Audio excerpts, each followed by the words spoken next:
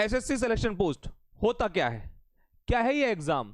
Phase 13 क्या होता है, क्या एलिजिबिलिटी है, क्या योग्यता है, एज क्या रहेगी हमारे पास, क्या फिजिकल होता है, नोटिफिकेशन कब आएगा, एग्जाम कब होगा, कैसी कैसी पोस्ट होती है, इसके बारे में सब जानेंगे हम इसी एक वीडियो में। तो लास्ट तक देखना दोस्तों, ये वाली वीडियो आपको सब बताने वाली है एसएससी सिलेक्शन पोस्ट के बारे में।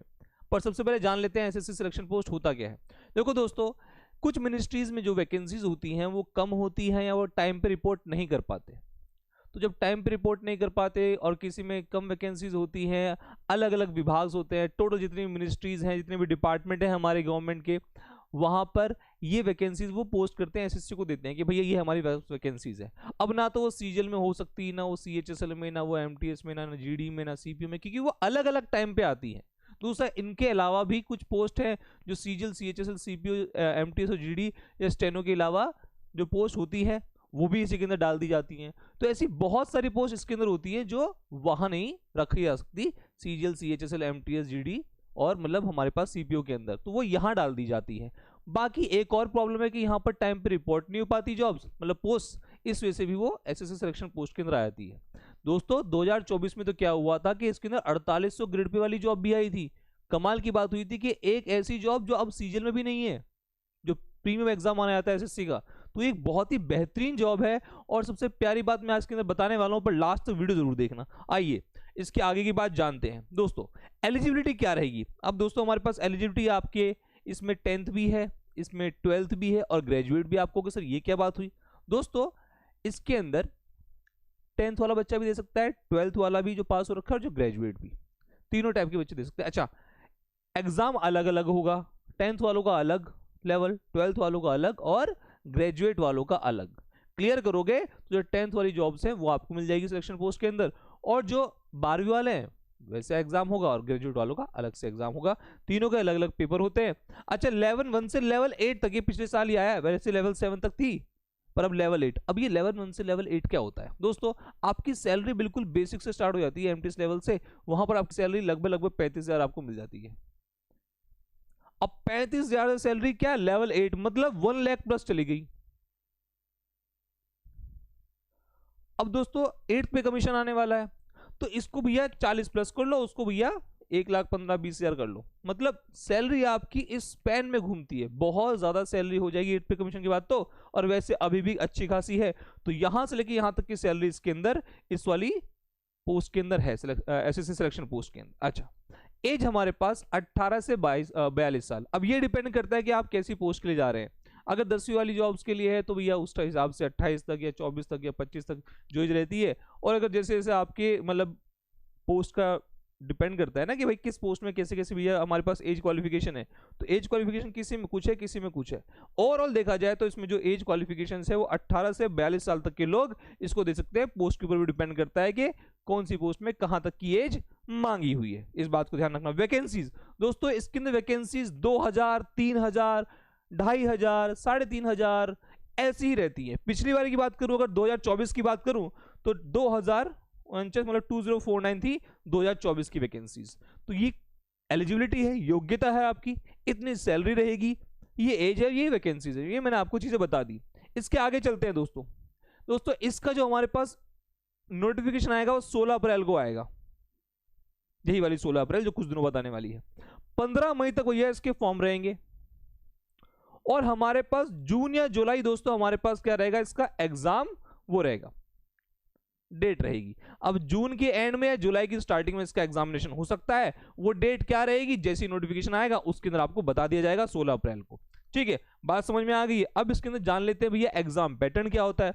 सबसे अच्छी बात यह है दोस्तों, इसमें एक ही written exam, written in the sense computer based examination होता है, जिसमें दोस्तों रीजनिंग आती है 25 क्वेश्चन, जनरल अवेयरनेस जीए आती है 25 क्वेश्चन, और बहुत ही बेसिक लेवल का हमारे पास मैथ्स पूछा जाता है 25 क्वेश्चन, और इंग्लिश भी बेसिक नॉलेज पूछी जाती है 25 क्वेश्चन। हर क्वेश्चन 2 नंबर का रहता है, तो 25 question 50 number, 25 question 50 number, 25 question 50 number, तो पूरा पेपर हमारे पास कितने का हो जाता है, 200 नंबर का हो जाता है। अगर गलती करोगे तो आधा नंबर कट जाएगा, नेगेटिव मार्किंग भी है, और सही करोगे तो 2 नंबर मिल जाएंगे। पूरा आपको 1 घंटा मिलता है इस वाले पेपर को करने के लिए। क्लियर है?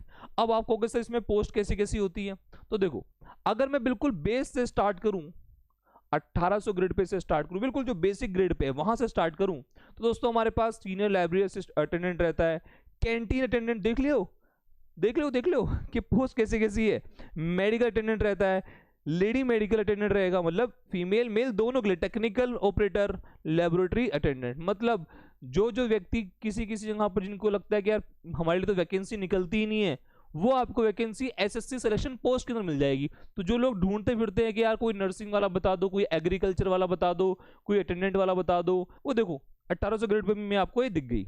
1800 ग्रेड पे मतलब सैलरी लगभग आपकी 30 से 35,000 के बीच में रहेगी। यहाँ पर अगली पोस्ट पे चलते हैं जो इससे हल्का सा एक लेवल ऊपर है, लेवल 2 पोस्ट, जहां पर सैलरी सी 1900 ग्रेड पे थोड़ी सैलरी बढ़ जाती है, ठीक है। Assistant map curator, technical operator, laboratory assistant, assistant photographer and जो दूसरी जॉब्स है दोस्तों, ये पोस्ट हमारे पास 1900 ग्रेड पे के अंदर आती है। यहां भी सैलरी 3540 के बीच में रहती है, ठीक। अच्छा आगे चलते हैं, लेवल 3 पोस्ट के बारे में बात करते हैं, मतलब ग्रेड पे जो हमारे पास 2000 है, वहां पर लेबोरेटरी असिस्टेंट यहां पर भी है, पैरामेडिकल वर्कर भी है, देखो पैरामेडिकल वर्कर भी है, ट्रेसर है, स्टैटिस्टिकल कम मेडिकल रिकॉर्ड और लाइब्रेरियन। ये पोस्ट दोस्तों हमारे पास किसके अंदर आती है, ग्रेड पे 2000, मतलब सैलरी आपकी 40 से 45 के बीच में। अगर मैं 2400 ग्रेड के बारे में बात करूं तो दोस्तों यहां सैलरी लगभग 45 के और 50 के बीच में पड़ेगी। वो डिपेंड करता है कि आपका एरिया क्या है, जेड सिटी में है, बाकी सैलरी लगभग आपकी 43 या 44,000 से ऊपर ही होगी जहां पर भी आप होगे। स्टोर कीपर रहेगा दोस्तों, डिप्टी रेंजर रहेगा, डेटा प्रोसेसिंग असिस्टेंट रहेगा, टेक्निकल क्लर्क रहेगा, सीनियर हिंदी टाइपिस्ट रहेगा, देखो दोस्तों स्टेनोग्राफर भी इसके अंदर आता है, ग्रेड 3 स्टेनोग्राफर वाली जॉब भी ये प्रोवाइड करता है। 2400 ग्रेड पे जो सीजल में लगता है टैक्स असिस्टेंट, या फिर दोस्तों हमारे पास पीएसए, अब तो टैक्स असिस्टेंट की बात करेंगे तो सबसे ठीक ठाक जॉब जो है वो 2400 ग्रेड पे से स्टार्ट हो जाती है सीजल के अंदर। तो 2400 ग्रेड पे दोस्तों हमारे पास यहाँ पर, अगर ग्रेड पे 2800 की बात करूं, इसे कंपेयर कर सकते हैं दोस्तों ऑडिटर अकाउंटेंट, उनका दोस्तों हमारे पास इतना ही ग्रेड पे होता है और लगभग सैलरी 50 प्लस होती है, 50,000 प्लस होती है। टेक्निकल असिस्टेंट रहेगा, प्रोसेसिंग असिस्टेंट रहेगा, जूनियर ड्राफ्ट्समैन रहेगा, अकाउंटेंट रहेगा, फर्टिलाइजर इंस्पेक्टर और अदर्स, मतलब यहाँ पर जिन्होंने एग्रीकल्चर किया हुआ है, एग्रीकल्चर से कुछ किया हुआ है, तो उनके लिए भी यहाँ पर जॉब्स है, बताया था ना जॉब सबके लिए। यहाँ पर एसएससी सिलेक्शन पोस्ट अलग अलग टाइप की जॉब्स प्रोवाइड करता है, सबके लिए यहाँ पर कुछ ना कुछ है। 4200 ग्रेड पे जो दोस्तों हमारे पास सब इंस्पेक्टर सीएसएफ या फिर सीआरपीएफ या सीपीओ के अंदर जो लगते हैं, या फिर सीजल के थ्रू लगेंगे तो डिविजनल अकाउंटेंट लगते हैं, उस टाइप का पैसा आपको यहाँ मिलेगा, सैलरी आपको यहाँ मिलेगी। जॉब कैसी कैसी रहेगी, नेविगेशनल असिस्टेंट रहेगा, सीनियर साइंटिफिक असिस्टेंट रहेगा, असिस्टेंट और आर्किटेक्चरल डिपार्टमेंट के अंदर सीनियर इंस्ट्रक्टर रहेगा, सीनियर साइंटिफिक असिस्टेंट रहेगा, साइंटिफिक असिस्टेंट रहेगा और इन्वेस्टिगेटर ग्रेड 2। दोस्तों ध्यान रखना, मैं इस वाली जितनी भी पोस्ट हैं, आप सोचोगे कि सर ये जो पोस्ट है हमें तो नहीं पता कहाँ दिखेगी, तो टेंशन मत लेना, मैं इस पीडीएफ को डलवा दूंगा अभी टेलीग्राम के ऊपर, तो आपको वहां भी ये पीडीएफ मिल जाएगी। और साथ साथ टेलीग्राम जो ग्रुप है वो डिस्क्रिप्शन में दे रखा है, वहां पर जुड़ जाना टेलीग्राम से, जिससे कि आपको ये पूरी पीडीएफ मिल जाए पोस्ट के बारे में, ठीक है। ये 4200 ग्रेड पे हो गया, इसमें सैलरी आपकी 55 प्लस चली जाएगी, ठीक है, ओके। ये 4600 ग्रेड पे, जैसे कि इंस्पेक्टर नहीं होते, income tax inspector, GST inspector, ASO MEA, ASO CSS, ठीक है, ये जो जॉब्स होती हैं सीजल के अंदर वो 4600 ग्रेड पे वाली होती हैं, ठीक। तो दोस्तों हमारे पास वो यहाँ पर लेवल 7 पोस्ट भी है, सीनियर टेक्निकल असिस्टेंट रहेगा, ट्रेन ग्रेजुएट टीचर रहेगा, देखो टीचर के लिए भी है, नर्सिंग ऑफिसर रहेगा, ठीक है, सीनियर टेक्निकल असिस्टेंट रहेगा और दूसरी जॉब्स। ये दोस्तों हमारे पास लेवल 7 की पोस्ट है और 4600 ग्रेड पे। दोस्तों मैं जितने भी ग्रेड पे बताया आपको, ध्यान रखना ये तो अभी इनकी सैलरी है, जैसे ही 8th पे कमीशन आएगा जो कि पारित हो चुका है दोस्तों, आपकी सैलरी बहुत अच्छी खासी हो जाएगी, ध्यान रखना इस बात को, ठीक है। तो ये हमारे पास लेवल 7 और पिछले ही साल दोस्तों हमारे पास ये वाली पोस्ट जुड़ी, होपफुली इस बार भी ये इसको जरूर दे, क्योंकि ये लेवल 8 है, 4800 ग्रेड पे है, मतलब आपकी सैलरी 1 लाख प्लस चली गई, अच्छा खासा ग्रेड पे। 4600 वाले में तो आपकी सैलरी 75 और 80 के आसपास रहती है और ग्रॉस आपकी 85 समथिंग रहती है, यहाँ पर आपकी ग्रॉस ही 1 लाख प्लस चली जाएगी, ऊपर चली जाएगी, तो अच्छी खासी भैया सैलरी आपको मिलेगी। पर ये सिर्फ पिछले साल आई थी, उससे पिछले साल नहीं आई थी, अब देखते हैं कि यार इस बार आती है कि नहीं आती है, ठीक है।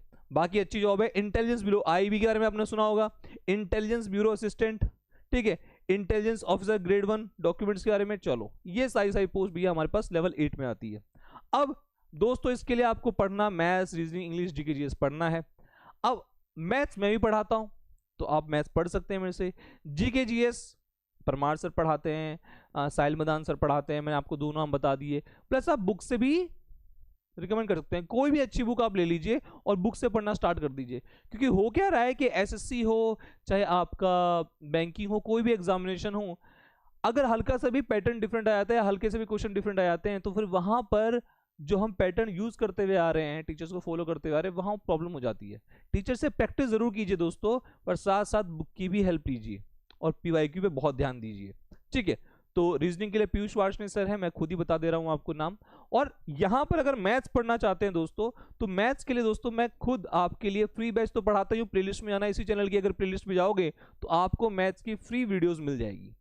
पर अगर आप चाहते हो कि आपको अलग से क्लास नोट्स मिले, अलग से प्रैक्टिस क्वेश्चंस मिले, अलग से आपको लाइव क्लास मिले, रिकॉर्डेड क्लास मिले, और आपके सैटरडे संडे डाउट सेशन भी सॉल्व हो, तो दोस्तों वहां पर आप फिर क्या कर सकते हैं, वहां पर आप आशीष सर मैथ्स की ऐप डाउनलोड कर सकते हैं। आपको ऐसी दिखेगी ये ऐप, ठीक है।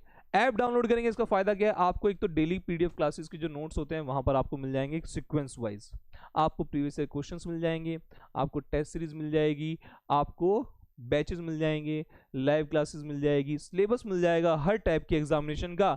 और दोस्तों आपके पास ये दो टाइप के हमारे पास मैंने किया हुआ है।